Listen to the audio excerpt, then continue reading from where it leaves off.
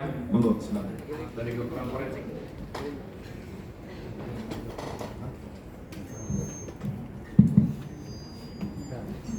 Bismillahirrahmanirrahim. Assalamualaikum warahmatullahi wabarakatuh. Yang saya hormati Pak Kabid Humas Polda Metro Jaya, Pak Direskrim Polda Metro Jaya beserta jajarannya, Pak Kasubdit Jatanras dan Pak Kanit 2 dari Jatanras beserta rekan-rekan ahli dari Puslapor, Bareskrim Polri dan dari Apsifor. Perkenalkan, saya Dr. Farah ingin menyampaikan beberapa temuan terkait dari hasil pemeriksaan dari kedokteran forensik.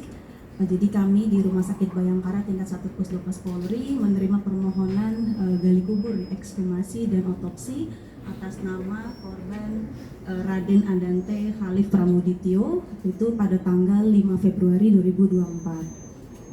Kemudian kami koordinasikan dengan pihak penyidik dan akhirnya kami sepakati untuk dilakukan ekshumasi di hari Selasa tanggal 6 Februari 2024 sekitar pukul 10 pagi di lokasi TPU ke Juruk Purut daerah Jakarta Selatan.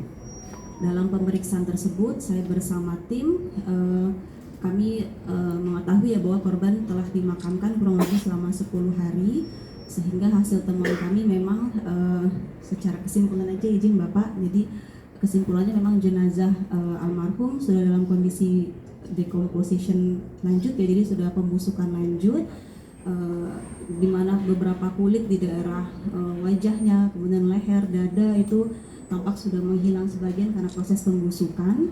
Kemudian pada kulit di daerah lain tidak kami temukan ada tanda-tanda kekerasan.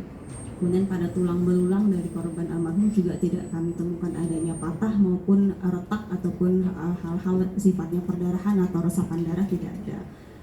Kemudian untuk membantu proses penyidikan, seperti yang ketahui ada indikasi adanya tenggelam atau tidak, tentu biasanya di kedokteran forensik itu kami akan menilai apakah untuk jenazah yang masih segar ya, biasanya kami melihat apakah kondisi tubuhnya itu basah, kemudian biasanya kalau orang terendam lama dalam air itu ada tanda-tanda terendam seperti nanti keriput atau mungkin kita sebut sebagai washerwoman's hands di telapak tangan maupun di telapak kakinya.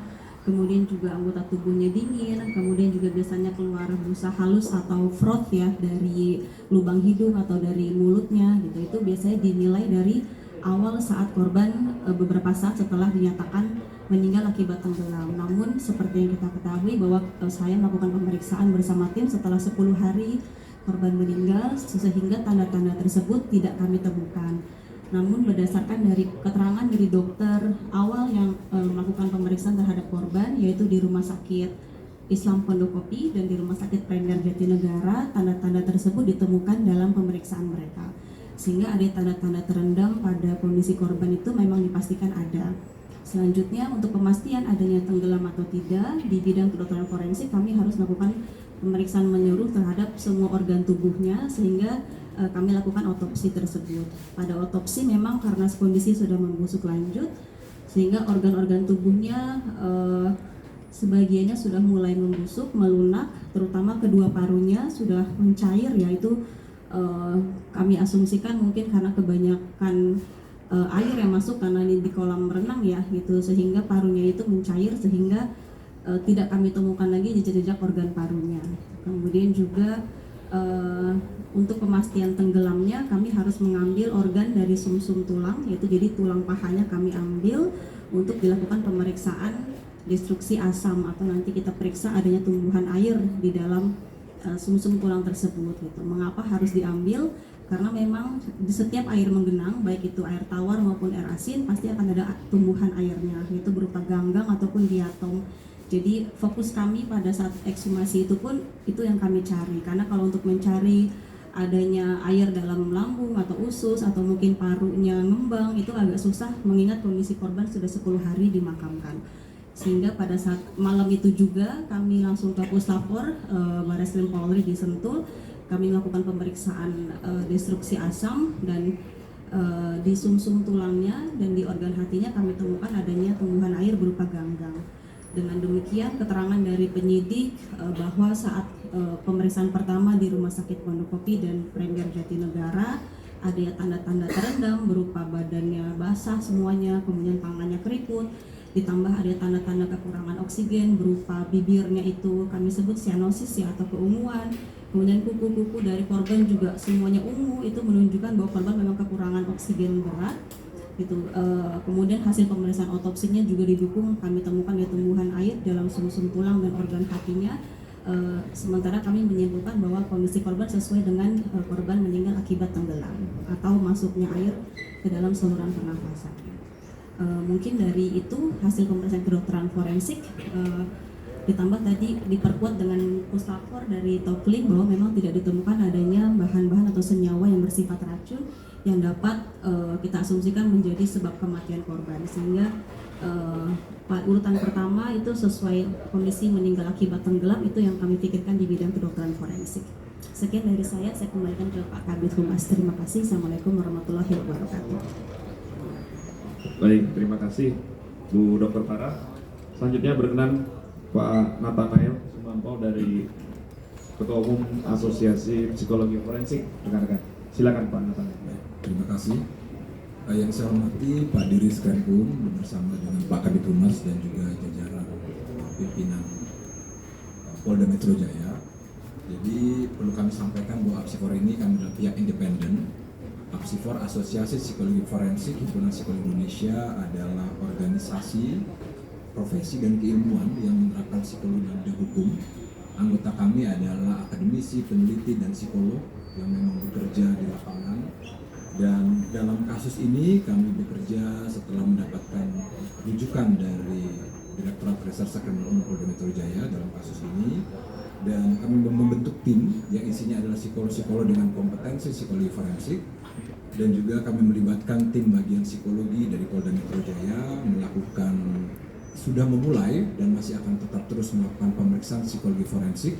Kita mulai kemarin selama kurang lebih 7 jam dan akan dilanjutkan juga hari ini untuk memahami berkaitan dengan kasus yang sedang kita tangani bersama ini. Dan tentunya pertama-tama kami ingin menyampaikan bahwa kami turut prihatin dan berbelasungkawa terhadap keluarga korban.